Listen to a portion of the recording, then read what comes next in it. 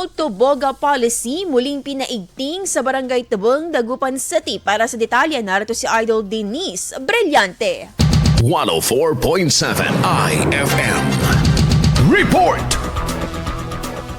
Muling pinaalala ng mga otoridad sa Barangay Tabang ang pagbabawal ng paggamit ng boga. Muling pinaiigting ng Barangay Tabang ang kanilang kampanya laban sa paggamit ng delikadong boga ngayong darating na Kapaskuhan. Sa bisa ng isang resolusyon na pinagtibay ng buong Barangay Council noon pang taong 2024, mahigpit na ipinagbabawal ang paggamit ng boga sa buong barangay. Ang resolution na to is ginawa namin para maiwasan yung mga batang nagbuboga kasi delikado talaga ang boga.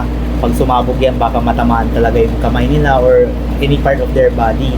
So, gumawa kami ng resolution para mawala ang boga sa aming barangay. Every time of the year naman, applicable yun yung no to boga policy namin dito sa barangay. Ayon sa barangay, ang sino mang mahuhuling gumagamit nito ay mahaharap sa pagkukumpiska ng boga at kinakailangang sumailalim sa community service sa barangay sa itinakdang araw. Kumpara noong taong 2024 ay mas kaunti na ngayon ang mga nakukumpiskang boga sa barangay. Dahil dito, patuloy nilang pinapaigting ang pagbabawal upang masiguro ang kaligtasan ng lahat, lalo na ng mga bata. Bukod sa boga, binabantayan din ng mga motorsiklo at sasakyang may maiingay na mufflers na maaaring makagambala sa mga residente. Samantala, nagpaalala rin ang Pangasinan Disaster Risk Reduction and Management Office o PDRRMO sa publiko ang mapanganib at mapinsalang maaaring dulot nito sa buhay partikular sa mga bata. Hinikayat naman ng barangay ang lahat na piliing idaos ng ligtas at responsable ang Kapaskuhan hanggang bagong taon. Sa mga kabataan, dapat iwasan po natin ang boga dahil delikado po yan. Pag sumabog po yan,